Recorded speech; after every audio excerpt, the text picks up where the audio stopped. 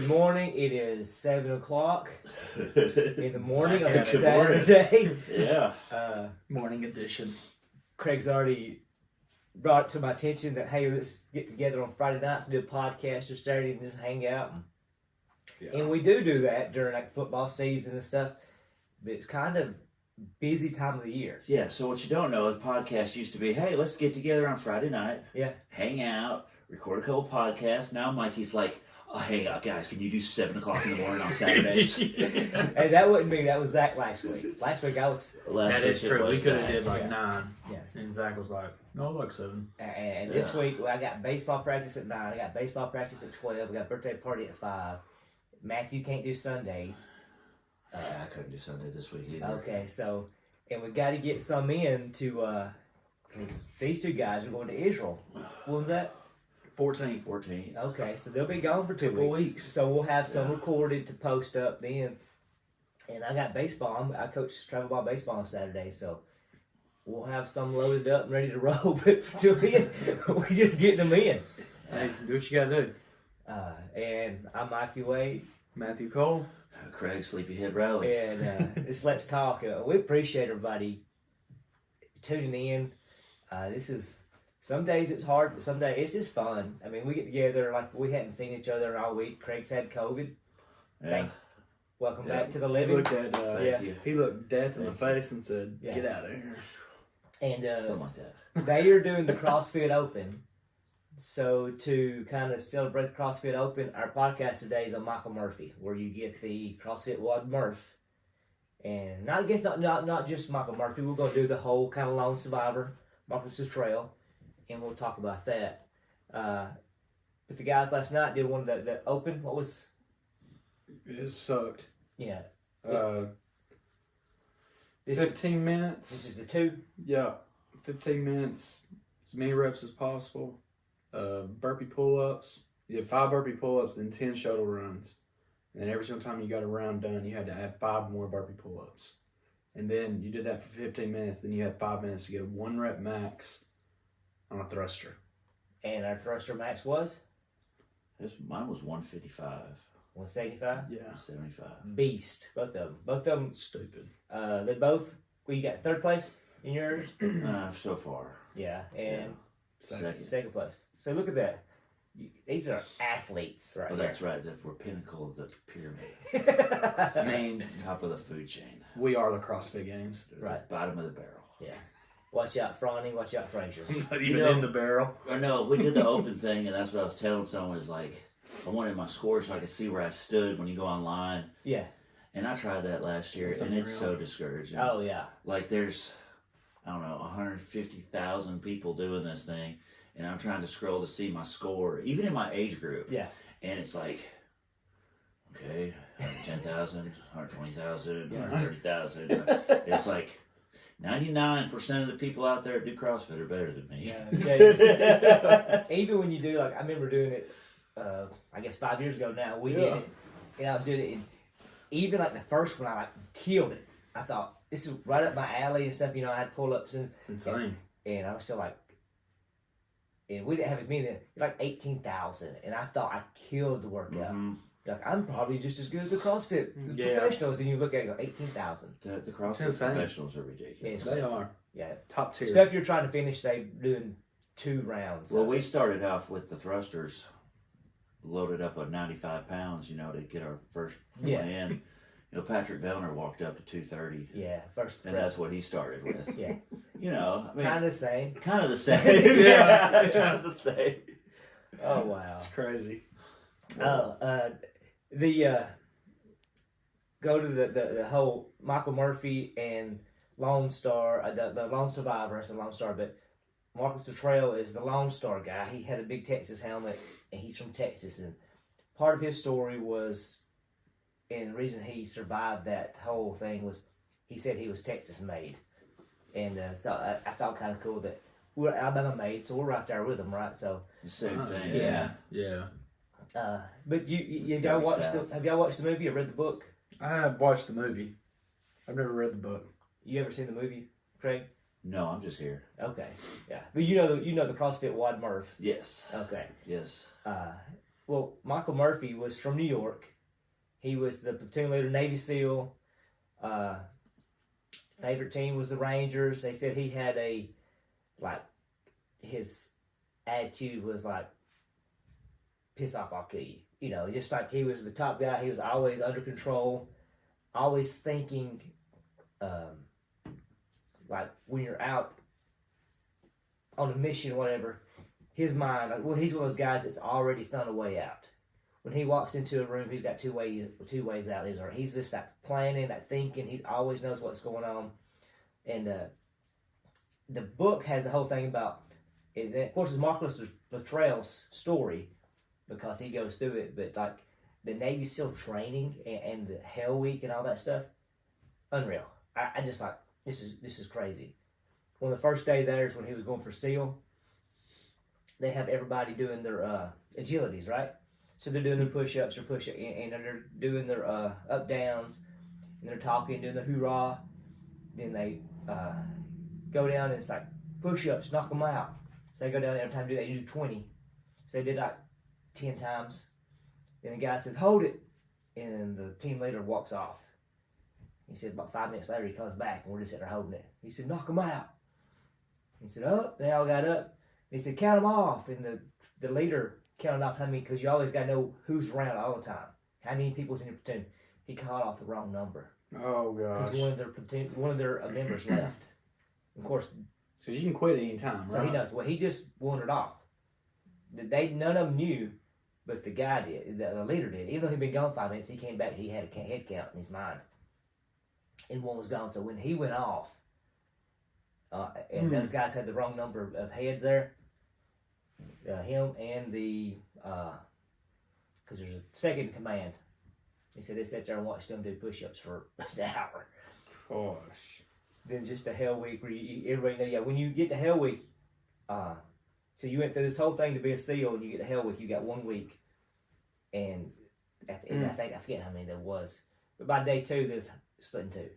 That's crazy. They're already cut in half. Yeah, already cut in half. I can't remember, it was 90 something. They ended up with 36. That's crazy. That graduated, but when you got there, like, and it was real cool because you're like reading it, and it's like, okay, Hell Week starts Monday. Well, they start Hell Week early all the time. So Sunday about 7:30, they're in their classroom and it starts. But before that, they bring in all the pizza you can eat. Of course, they're out there. So you know what pizza does, right? All those carbs. And when you crash, you crash. Gosh. So they're Set them up. They're up 48 hours straight. And the next day they get an hour and a half sleep. Oh, wow. So you can't sleep because you just went through this and you're just nasty. There's no showers. I mean, you're just nasty. And your punishment is get in the water, tread water, get out, roll in the sand. So that's part of your punishment. So you got to run like that or do whatever you're doing. And you're holding the boat over your head or whatever. So people are just like tapping out, ringing the bell, put your gun down, put your helmet on top of it. Then the first thing they did with the classroom was come in and just start shooting blanks everywhere. Lights are out. You got to find your way out. But you got to have your partner. You can't leave nobody behind. Navy SEAL, of course, is like you can't leave nobody behind. Dang. Even in swimming, if your partner's with you, you got to be 5 minutes. You got to be within hand's touch. You always have a partner. Wow. And if you swim off your partner, they'll kick you out. It's intense. It was a very interesting book to read and to go through all that. And like you get one of the first things you do because SEALs got to be good underwater and be able to fight underwater. And they want to get you underwater because they got the hands up. They tie your feet, tie your hands, and put you in the pool. I've seen that in the movie. Yeah, the guy's just passed out. Yeah, I got to wake him back up. He didn't pass out. He died. They didn't wake him back up, did they? They was like, come back to light, come back to light. They push him in and they have their hands tied and their feet tied. And if you start panicking, you're going to probably drown. But you'll see them just be calm as a cucumber, go down the bottom. They say go down the bottom for a minute. Plop back up, get your breath, go back down for a minute. Under control. How do you even get back up? You have to do that. You do your feet. They teach you how to. I mean, it's wow. Every one of them do that. Do your feet. Yeah, they do. Man, it shows them. And that's crazy. Yeah, I'm not meant for Navy SEAL. After you pass Hell Week, then you go out to training, and like they teach you to be a sniper. They teach you underwater. They teach you all these stuff. You got to be a sailor and how to look at the stars and the moon and everything. Know where you at, and it's crazy. So you would say that's the most elite force in our military? But then, I don't know. I mean, I've always thought the Navy SEALs was, but you got the Rangers. I mean, you got Yeah. Green Berets. yeah, you got all kinds of stuff. Went Rambo, Green Beret. I don't know. Right. I think it was. That was probably a Green He was crazy. I mean, Yeah. Yeah. I don't think he was real. probably not. But to all the military, dude, I mean, man, hats off. Thank y'all for y'all service. That's the more I read about this stuff, is the more That's a real sacrifice. oh man, I and mean, you're leaving. You really don't know what you're going into. No. I mean, because you don't know if you're gonna get shipped out or just move to a different state. Yeah. I mean, and a lot of them that you talk to, they're like, we want to get shipped out. Yeah. I mean, that's why we signed up. oh, they was fired up when they got their first mission because they was ready to go. I mean, But they've been in training for 6 months, then they go to other training for 8 months to learn how to do everything, sharpshooting and sniper. And Latrell was also a paramedic. I mean, you have to have 2 or 3. And Danny was a radio. One of the radio guys. And you also got to be able to. They talked about one of the drills was you're like in a big field, and you've got to go in with your partner, not get detected with your boot camp. You have the guys on top, like your leaders. Then you got people walking. If anybody gets within 5 foot from you, you lose. You're out. And it's you and your partner. You got to have a spotter and a shooter. He said it took us, 7 hours to go 10 yards. Oh, wow. Because you can't be, I mean, he said that you learn patience. wow. Because if you get detected, you're out. You got to pass this, you know. Dang. And they're just moving a little bit at a time. And you That's got to learn crazy. how to put a branch in your hat without it moving, because if it moves a little bit, the twigs. But it come up to, when later on when you talk about when he was in Afghanistan, that stuff like that, because the trail was covered up with people, and he had to sit still for 6 hours after being shot, blown up, and So just these guys are bleeding. So just- he's got to stop the bleeding because they're tracking him like bloodhounds, and so all that stuff actually, you know, it comes Came in in. handy. Yeah. I mean, that's kind of crazy. I mean, What was the mission Sounds he scary. was sent on? There was That he was the lone survivor of? Red Wings, and I think that was the Red Wings Operation Red Wings. So it was Danny, Axe, Marcus Luttrell, and Mike Murphy. They're going over to do ops. So they get sitting down. They can stay over 4 to 5 days. They find this one guy who's been killing. I think they killed like 20 Marines already. So look, you know, all of them's got this Al Qaeda, but they're different strands of terrorists. Like I don't even know if these guys was Al Qaeda. They was some kind of terrorist, and they have like different just platoons everywhere, and they go in together. And I think their motto over there is like brother fights brother, but brother and brother fight against cousins. Brother and brother and cousins fight against Infidels. something. Then they all come together. So the brother, we may be fighting each other in a war, but when somebody else comes in, we're fighting our cousins. So me Right. and you team up on the cousins, but somebody else comes in, all 3 of us team up on whoever. And that's how it is over there. They could be at war with each other, but you come in, they're all so together. everybody hates everybody. They're But all- until somebody comes in, they hate infidels, yes. then they're like, okay, let's get together, guys. Of course, the infidels are the devils. Yeah. So they get dropped in, and they're going. Of course, the movie shows all this stuff too, but they're going through and they're just finding. Said that this terrain was treacherous. They said we thought we knew, but it was just horrible. So they was falling down. Marcus Luttrell's 6'5", 230 pounds, huge guy. And he's like, That's hard to hide being 6'5". yeah. And Danny's a gazelle, so they put Danny in the lead. Marcus Luttrell's he said I was already cussing, and they was just laughing at me because I was falling down. And they're just going through. And you don't, it's just kind of, he always talked about how they're always like, come on. You know, the language is a little severe sometimes. Right. He's like, F you. It's like, but you got the comms on, they're just talking. But they go through, they reach their first point, and they're saying, hey, they call back in the radio, so we're here. Anyway, long story short, they finally found out where they was. They found a flat plateau, and they could see the village where they're supposed to be looking at, and they're finding the guy. I can't remember his name. And then the herders, the 3 goat herders come up on them, and it takes the mission. You know, they have to decide to kill them or not. But in the movie, they come up and Latrell's under a tree. That's not how it was. Latrell's beside a stump. The dude jumps over him with an axe in his hand, and then that's when Latrell comes up with a gun. And he said, well, "How did y'all not see him?" I said, "I had him the whole time. I just was going to wait till he did something, and I was going to shoot him." But that goes back to what we were talking about earlier, was that Americans have this treaty of war. If it's unarmed civilian, they can't do nothing about it.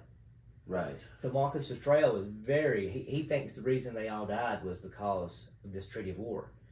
Because as soon as they let them go, you know, they took up the mountain. If you don't know the story, was these sheep herders come up on the 4 seals, and they had a decision to make. Do we kill them and finish our mission, and kill them, get out of here, whatever we got to do?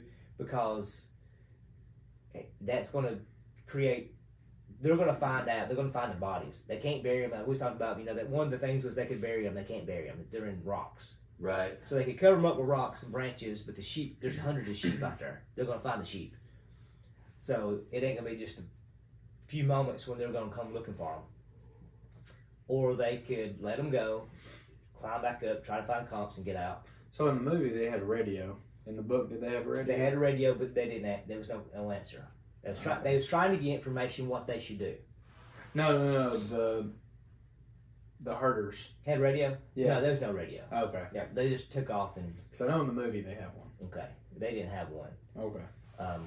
So, of course, Murph goes, "What do you think?" Axe says, "Kill him. We're gonna get him." Then Danny says, you tell me what to do." Danny's like, "You tell me what to do, I'll do whatever you want me to do. I'll split the throat. You know, just tell me what to do. You're the boss."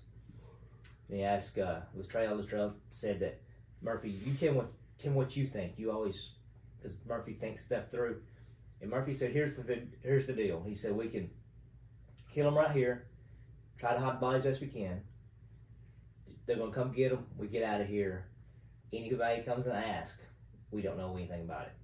Because first thing they're going to do is get on their Al-Qaeda radio, Al-Qaeda TV station. They're going to put it everywhere.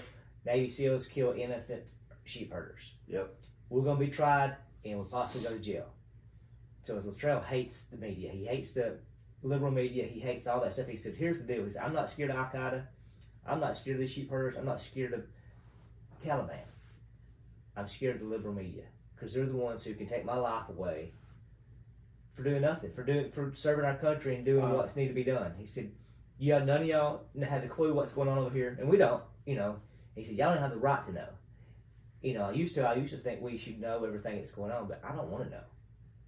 They're doing what they're. I mean, if that was me over there, you don't know what you would do, but at the same time, I would like to have the option to do something that would get me back home to my family." That's right. So they let him go, and he said, soon as it took them 15 minutes, and they was still, the hands were still tied, to go up those rocks. He said, "Those rocks took me an hour and a half to get up, and it took them 15 minutes to get outside." He said, as soon as we did that, Murph and Luttrell kind of looked at each other and were in trouble. So they couldn't, I mean, they was just going sideways trying not to fall off this big cliff, and they just sheep herded it out of there. Yeah. Sheep herded it They out said of they there. was kind of like, you know, they was mountain goats. They said they just, in that movie, you know, that little kid took off. Yeah, he took off running. And that's kind of like the way the trail put it And in then the it was book. like 30 minutes later, they were surrounded. Oh, yeah. And that's kind of how it was. They came back and surrounded them, had the gunfight. They said I did another interview and heard how Marcus Luttrell talked about the terrain was so rough. They fell off of. There's 2 or 3 places where they had to back up. The terrorists got them surrounded, and they have to just jump off the side of this mountain, and they just go tumbling, and they break the ribs, their faces split open. Then they kind of come back together, but it's not like, it's like just rocks. You just jump off the side of a cliff, and it's like 40 feet, and they're just tumbling.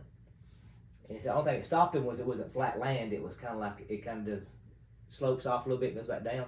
And that saved them instead of just hitting flat land or breaking their necks or something. And they get back That's and they insane. get shot up again. Then it isn't long when Murphy gets shot through the stomach. And it's amazing to me because you see these movies where people get shot and you're like, oh, what was that movie we watched? That TV show that the good guys always got shot and just kept going. The bad guys got shot in the arm and died. Oh, It had Kevin Bacon in it. The Following. The Following. Yeah.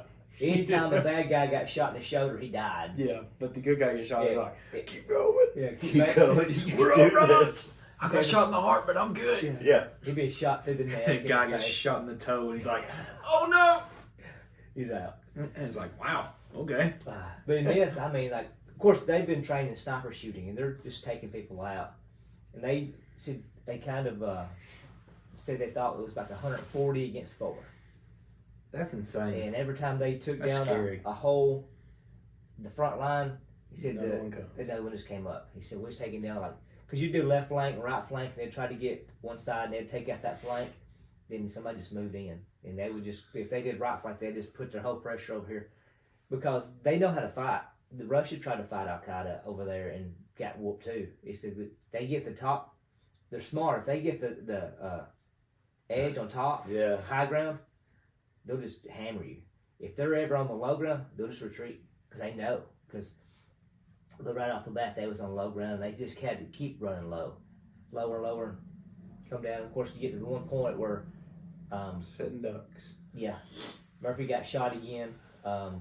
Danny's fingers got blowed off. Axe gets shot in the head at one time, and he's like looking. Then see, gets to that certain point where, and the way Danny died was that Latrell was pulling him. He'd already been shot 2 or 3 times, and he was yanking and pulling him. He'd been shot through the chest and got shot through the neck. He was shooting. Then when he was pulling him, he got shot in the head, and he knew he was dead then. So they didn't complete their mission? No, the mission was, they got, after those goat herders, it was over. It was over. But they all got down there in the trail, and they said one too, also in the rocks, that when the other man shot, the bullets was just ricocheting. So some of the times they got shot was not even the initial shot; it was the ricochet that hit them. Coming out, yeah. Yeah. Wow. That's crazy. Yeah, and they had the grenade launchers blowing up everywhere. So at that point, Murphy takes the phone, and he goes, there's an open spot. He goes to the open spot and calls in, my boys are being shot. We're dying out here. We need help. Then he gets shot to the chest, and that's when it comes out. And he drops his gun, and Latrell's watching this the whole time. And he drops his gun, drops his the phone. Then he grabs his gun and props back up and gets the phone again and completes the call. He says, yes, sir. And then that's when they surround him and get him and killed him. And so Murphy made that last call knowing he was going to die. Give his cartridges to Marcus and said, tell everybody I love him. That's it. Wow. Then, of course, Latrell gets, it ain't much longer that it's just, so Danny's already been shot. That's Murph. Then Axe and Latrell. Axe has gone somewhere else. He's trying to find somewhere to get cover. Marcus finds him, and he stays with Axel till he dies. Then that's when Marcus gets blowed up, and somehow he calls it the hand of God that helps him the whole time, because every time he falls off these ravines, his gun ends up right beside him every time. He said there's no way in the world that he's fell off in it, because every time he makes a point of that, he said, I fell 40 foot from over here, and I looked over, and my gun was right beside me. He Well, said, how God, handy. yeah, he said, but God gave him, but he always thanks God the whole time. And then the helicopter comes in, the operation, they come save them, the Navy SEALs come in with a helicopter to come get them, and they're looking up, watching the helicopter, and they shoot a grenade launcher into the helicopter and blow it up. So that kills, I think it was 12 more Navy SEALs in that helicopter. Wow. So they're down.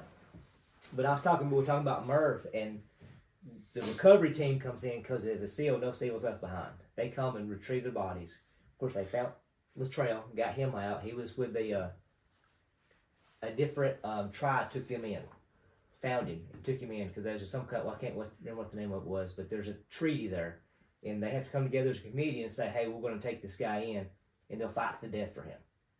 And they took him in, and they fought the Al Qaeda off, and protected him. But it's something if they decide to do that, they'll fight for that one guy to death. And they brought him in, hospitaled him up, hid him. That's how Marcus Luttrell. But the SEALs came in, and one of the guys that was on the retrieval to find the bodies was out there, and they found Michael's body and Danny's and Axel's. Axel's and Michael's was kind of close, but Danny's was off, and they found all the bodies. And one of the guys did retrieval. He's the one who came up with Murph.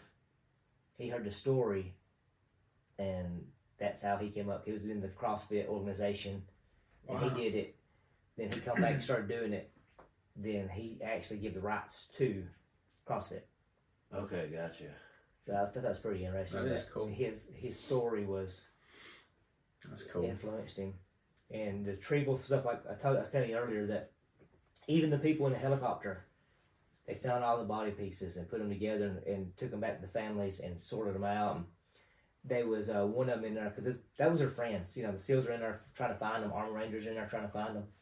And they found a hand, and they knew whose hand it was. And he said his wedding ring's not on it. They said, we got to find that ring. They're out there in this blowed up helicopter, just shifting through just charcoal and stuff. They said it's out there on their hands and knees in Afghanistan in the middle of the day looking for this one ring. And it was like 2 hours later they found it. Oh wow, that's awesome. And he said you should see everybody. Just the joy if they could bring that back home. Then Marcus said, later on, or whoever, this is a different interview I was listening to, and they didn't know if she got it, but she did get the ring. And just that. So listening to that stuff right there, I mean, it just, that just like, I don't know, it's there's a few things that always touches me, and that was one of them. When you go back and that much love is spread out to find somebody's ring. Yeah, no, that's good. It's a brotherhood. Yes. That's a real brotherhood. And that's what they talk about. They're all brothers. And even when Luttrell's family was in Texas, not knowing if he died or not, there was SEALs from Hawaii fly in to stay with the family until they found him. Yeah, anywhere. I mean, they would say there was like 200 people there waiting to hear if it's because they all thought he was dead. The media had already said he was dead, and like one of the Navy SEALs leaders came in there that helped train him and stuff and said, "No, he's MIA. We don't know nothing. We don't say anything unless we know for sure. If we don't know it, we don't say it." Right. That's one of their mottos. We don't tell you stuff that we don't know. So I was Michael Murphy, man.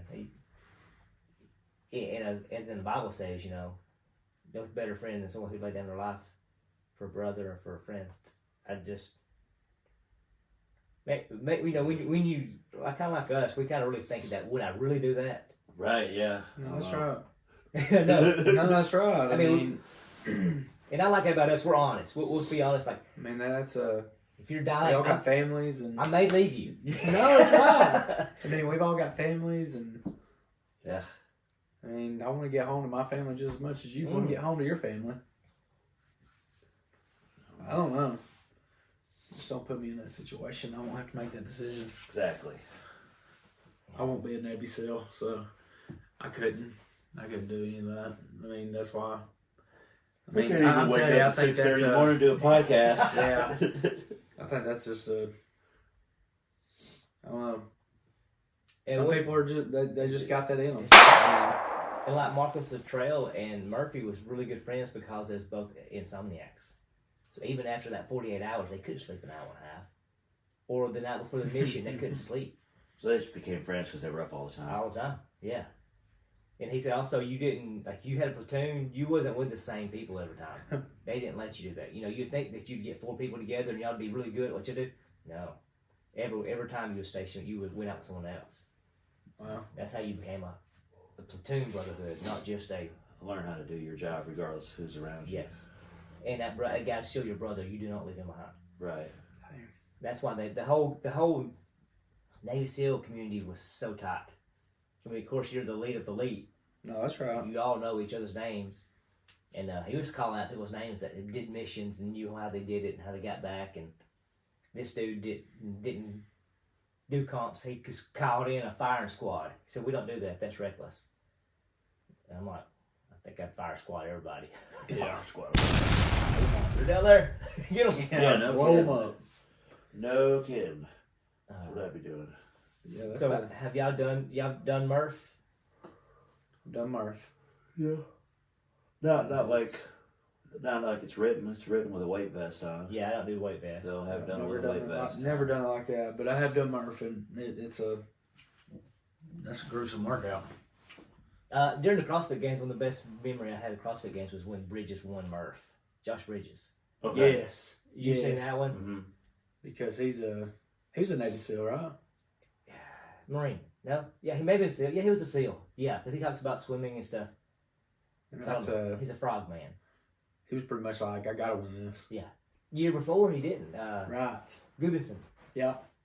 And he's like, I gotta win this. I'm American. Yeah. He said, I'm glad for Gubinson, but you can't have somebody win Murph. That's not American. So the CrossFit Games did Murph 2 years in a row. Yeah. Yeah. Yeah. Okay. Because the first One year they did it. It was all the way through. Yeah. And then the next year they broke it up. Yeah. Into 5 sets. And Okay. And Bridges wasn't on the year before because he didn't make it. right. Yeah. And then I think it was the next year. That was whenever is that whenever Ben Smith won it? Ben Smith won it the year Gubinson won it. Right. Okay, so that means Matt Frazier won it. Yeah. And one of those two, Carl Webb was doing. Well, she's not Carl Webb anymore, but Carl Sanders. she passed out She passed out completely, yeah. Oh, All wow. of them was. doing it. Like she crossed the finish line and then just collapsed and passed out. It was so hot. And they said that instead of doing like a 7-minute mile, because the Murph is a mile, 100 pull-ups, 200 push-ups, 300 air squats, and run another mile. And so usually you push yourself, you run about a 7-minute mile, whatever, you got to pace up. So they came out hot. Everybody's running 5.5, 6-minute miles. That's crazy. Because they're, you know, I couldn't even run a 5-minute mile. because they're all racing, you know. Yeah. And who was it? It was Frazier said that one of the young guys said, "I'm going to win this first mile." He said, Go for it. "Yeah, You can have that mile." You can have that mile, man. Take it.